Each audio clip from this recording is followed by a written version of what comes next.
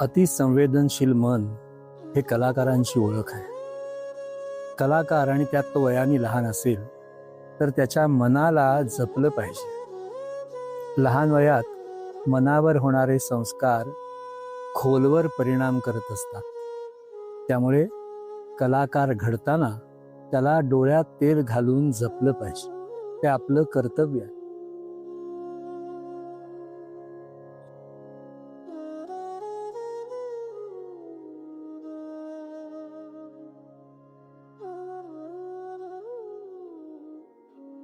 काही वर्षापूर्वी एका आर्ट कॉलेजमध्ये एका रिटायर्ड आर्ट प्रोफेसरचं लेक्चर ऐकायची पाळी आली. कॉलेजमधनं बाहेर पडणाऱ्या मुलांसाठी प्रोत्साहनपर भाषण होतं.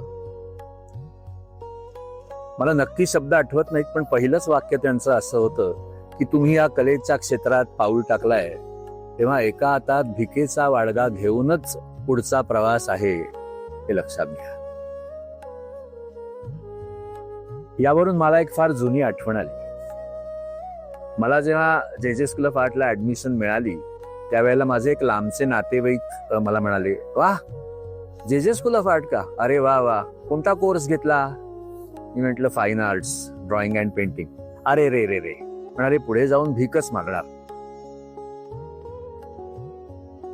मला ह्या त्यांच्या शब्दांनी एक व्हिज्युअल सतत डोळ्यासमोर येत असे. पूर्वी डांबरी रस्त्यावर काही लोक रंगीत खडूनी मोठी मोठी चित्र काढायचे. 20-25 फुटाची लांबी रुंदीची अशी. म्हणजे सोमवारी शंकर, मंगळवारी देवी, गुरुवारी साईबाबा, दत्त, शुक्रवारी देवी, परत शनिवारी मारुती वगैरे वगैरे.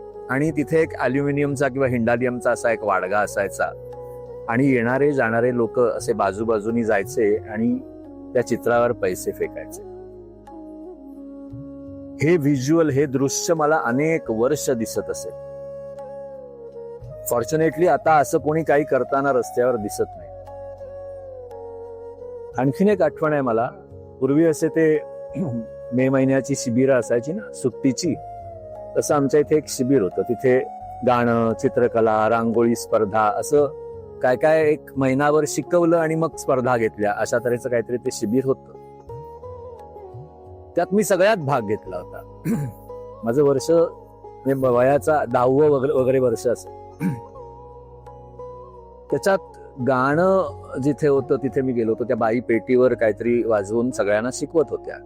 एक 10-12 मुलं असतील.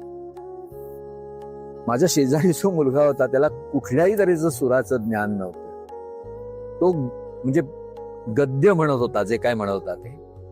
त्या बाईंचा काय गैरसमज झाला मला माहिती नाही. मला त्यांनी माझ्याकडे बोट दाखवून असं म्हटलं की तुला गाता येत नाही, तू बेसूर गातोस, तुला कधी गाता येणार नाही, तू बाजूला हो.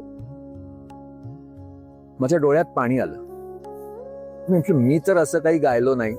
आणि मी जरा दूर जाऊन बसलो. थोड्या वेळाने त्या बाईंनी त्या मुलालाही बाहेर पाठवला. त्यांच्या लक्षात आलं असावं की अरे ह्याला आपण बाहेर पाठवला, ही चूक होती. पण त्याने ती चूक सुधारली नाही. लहानपणी I was abused by my cousins, neighbours, schoolmates. Verbally of course. मी तक्रार केली की माझी आई असं म्हणायची, ते एवढं बोलले, तुझ्या अंगाला काय काटे टोचले का? ह्या कानाने ऐक, त्या कानाने सोडून दे. शेवटी आपलीच माणसं आहे. आई म्हणजे माझी संतच होती. म्हणजे फिजिकली अब्यूज केलं तरच अब्यूज का? व्हर्बली केलं तर नाही का? आणि जी लोक आपल्याला मुद्दामून त्रास देत आहेत त्यांना आपलं म्हणायचं का? असे अनेक प्रश्न माझ्या डोक्यात त्यावेळेला यायचे. मग मी तक्रार करणंच थांबवलं. हे सगळं सांगण्याचं कारण एवढंच आहे की तुमच्या घरात जर अतिसंवेदनशील मूल असेल आणि ते कलाकार होण्याच्या तयारीत असेल तर त्याची काळजी घ्या. त्याला सर्वतोपरी प्रोटेक्ट करा. त्याचा आत्मविश्वास ढळेल अशी कुठलीही गोष्ट त्याच्या बाबतीत होऊ देऊ नका. म्हणजे त्याला जोंबाळून ठेवा असं मला म्हणायचं नाहीये.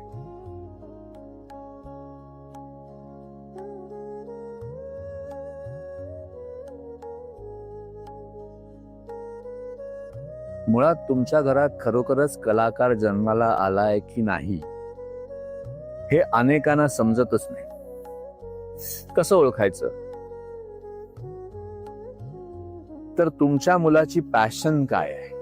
पॅशन याचा अर्थ, मला चित्रकलेची आवड होती.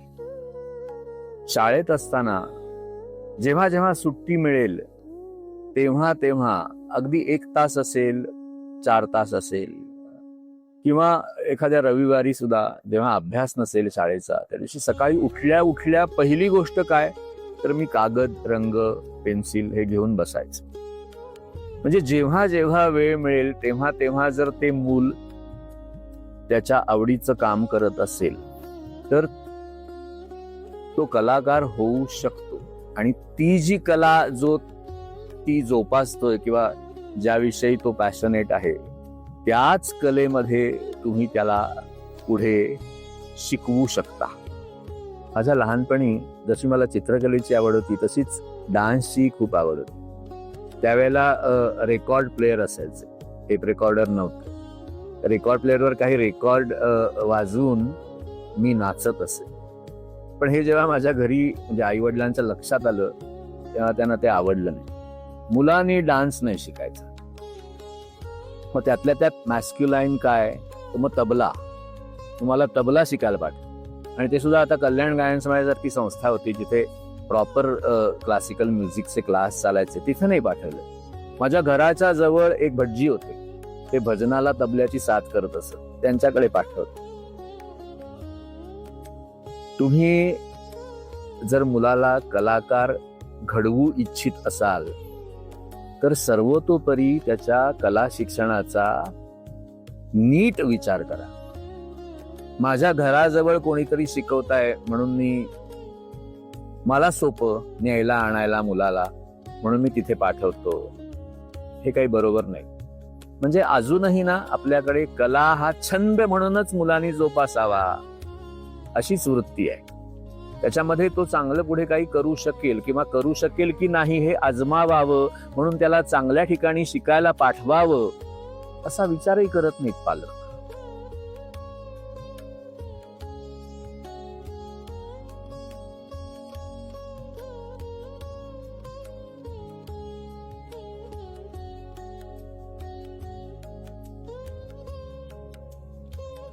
मुलांचा उत्साह कारंजासारखा असतो.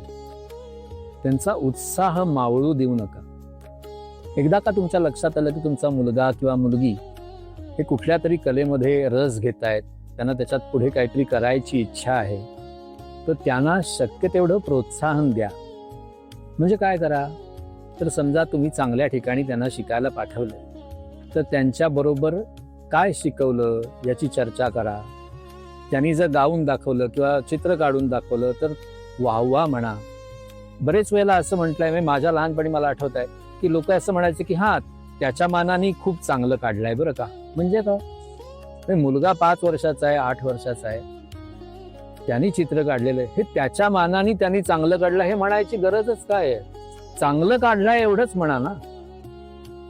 कोणी गात असेल तर गाऊन दाखवल्यानंतर वा वा म्हणायची गरज, आई वडिलांना तर हे करायची खूप गरज आहे. आई वडील प्रोत्साहन नाही देणार, कोण देणार. तेव्हा शक्यतो त्यांना प्रोत्साहित करा. त्यांना काही वस्तू घेऊन द्या. समजा चित्रकार असेल तर त्याला बरोबर घेऊन स्टेशनरीच्या दुकानात चांगले कागद, चांगलं स्केचबुक, चांगले रंग, म्हणजे आई वडीलही आपल्या कलेमध्ये किंवा आपण जे काही करतोय त्याच्यात रस घेऊन आपल्याला मदत करतायत, आपल्याला प्रोत्साहित करतात, हे त्या मुलाला कळणं अतिशय गरजेचं आहे.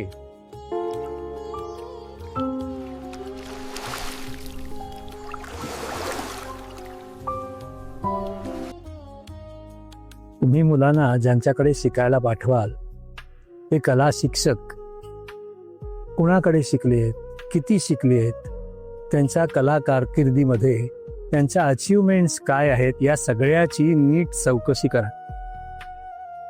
असं आहे की कोणी पैशासाठी शिकवतो, कोणी त्याचं प्रोफेशन आहे म्हणून शिकवतो, तर कोणी आवड आहे म्हणूनही शिकवतो. काही का असे ना, पण कसं शिकवतो याला खूप महत्व आहे. तेव्हा नीट चौकशी केल्याशिवाय तुमच्या मुलांना कला शिक्षकांकडे पाठवू नका.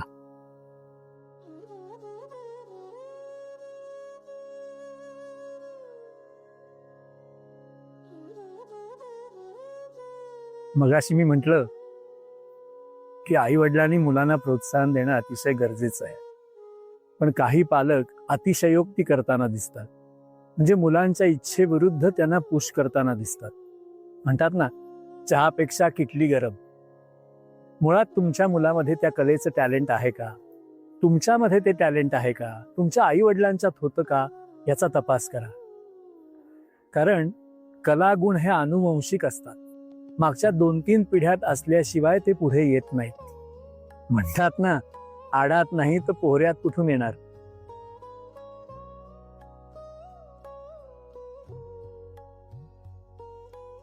कला शिक्षणाची सुरुवात झाल्यानंतर मुलांपेक्षा पालकांनाच अधिक घाई असते की चित्र काढत असेल मुलगा तर त्याचं चित्र प्रदर्शनात कधी दिसेल किंवा कुठल्या स्पर्धेत हा कधी भाग घेईल आणि बक्षीस मिळवेल, किंवा एखादी गाणारी मुलगी असेल किंवा मुलगा असेल किंवा एखादी डान्सर असेल तर ह्यांना कधी परफॉर्म करायला मिळेल याची फार घाई पालकांना असते. अशी घाई करू नका.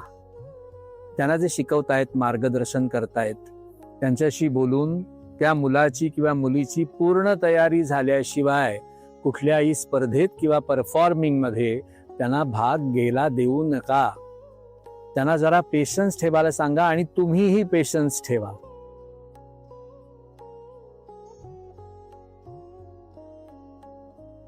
आमच्या लहानपणी अंगणामध्ये आम्ही खूप खेळ खेळायचो. दबाईस पैस, भोज्जा, विटीदांडू, गोट्या. पण याबरोबरच मी सागर गोटे किंवा काचा पाणी असेही खेळ खेळलोय. पण मुलींचे खेळ खेळतो म्हणून त्यावेळी माझ्यावर टीका झाली. सागर गोट्यांमध्ये हात आणि डोळे ह्यांचं एकमेकाशी कोऑर्डिनेशन लागतं, जे पुढे मला चित्रकलेत उपयोगी पडली. तसंच काचा पाणी म्हणजे बांगड्यांच्या तुटलेल्या काचा एकत्र करून ठेवायच्या आणि एक एक काच दुसरीला धक्का न लावता बाहेर काढायची. अत्यंत निगुतीने खेळायचा खेळ. तो खेळायला जे कॉन्सन्ट्रेशन, जी हाताची नाजूक हालचाल लागते, ती सगळी मला चित्र काढण्यामध्ये उपयोगी पडली. आपल्याकडे हे मुलींचं, हे मुलांचं असं फार आहे. जसं मी म्हटलं की डान्स हा मुलांनी करायचा नाही अशी एक समज आहे, पण सगळे मोठे मोठे डान्स मधले गुरु हे सगळे पुरुष आहेत. आज माझ्या ओळखीचा एक मुलगा आहे की ज्याला डान्समध्ये करिअर करायचं आहे, भरतनाट्यम करायचं आहे, शिकायचं आहे, पण वडिलांची अजिबात परवानगी नाही. तो गपचूप भरतनाट्यम शिकतो. आपले घुंगरू कसा तरी घट्ट गुंडाळून बाहेर घेऊन जातो, परत आणून ठेवतो, त्याचा आवाज होऊन देत नाही. आणि शिक्षकांची फी देखील स्वतः लहान मुलांना शाळेचे विषय शिकवून त्या पैशातून देतो. कौतुकाची गोष्ट आहे.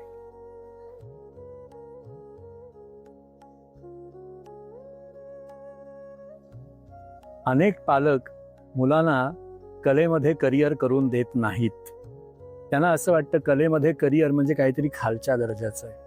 डॉक्टर होणं, इंजिनियर होणं, CA होणं, वकील होणं हे त्यांना जास्ती प्रतिष्ठेचं वाटतं. पण काय होतं, मुलांच्या इच्छेविरुद्ध जर त्यांना तुम्ही असं एखादं प्रोफेशन करायला लावलत तर ते करू शकतात असं नाही. माझ्या ओळखीचा एक अत्यंत क्रिएटिव्ह मुलगा आहे. त्याला जबरदस्तीने इंजिनिअरिंगला घातलं होतं. व्हायचं ते झालं, तो नापास होत गेला. मग वडिलांना ते कळलं की अरे याला याच्यात इंटरेस्ट नाही. मग कशात इंटरेस्ट आहे तर क्रिएटिव्ह कामात इंटरेस्ट आहे. पण वडिलांनी परवानगी नाही दिली.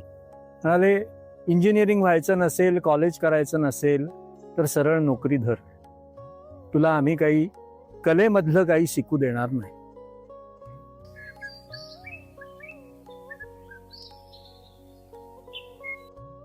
कलाकार घडत असतानाच सर्वप्रथम तो एक माणूस आहे. त्यामुळे एकीकडे कला शिक्षण आणि एकीकडे एक जबाबदार माणूस म्हणून त्याला घडवणं अत्यंत गरजेचं आहे. कलेमध्ये मिळालेले यश पैसा आणि प्रसिद्धी मिळवून देतं. याच आशेने अनेक पालक आपल्या मुलांना कलाकार घडवू इच्छितात. पण कलेमध्ये मिळालेलं यश इतर यशाप्रमाणेच डोक्यात जाऊ शकतं. आणि असं यश डोक्यात गेलेले वेगवेगळ्या क्षेत्रातले कलाकार आपण माज करताना पाहतो. काही तर कलेचं स्वातंत्र्य या नावाखाली स्वैराचारही करताना दिसतात. हे जर टाळायचं असेल तर कलाकार घडत असतानाच त्याला एक जबाबदार माणूस म्हणून घडवणं, तसे संस्कार त्याच्यावर लहानपणापासून करणं हे अत्यंत गरजेचं आहे.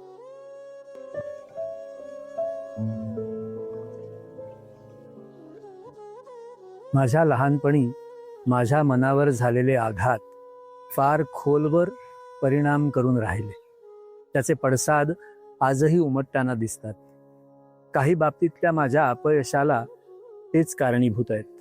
म्हणून पुन्हा एकदा तुम्हाला हात जोडून विनंती करतो की तुमच्या आजूबाजूला, तुमच्या ओळखीमध्ये, तुमच्या घरामध्ये जर कलाकार घडत असेल तर त्याला सर्वतोपरी जपा, त्याचं रक्षण करा, त्याला साथ द्या.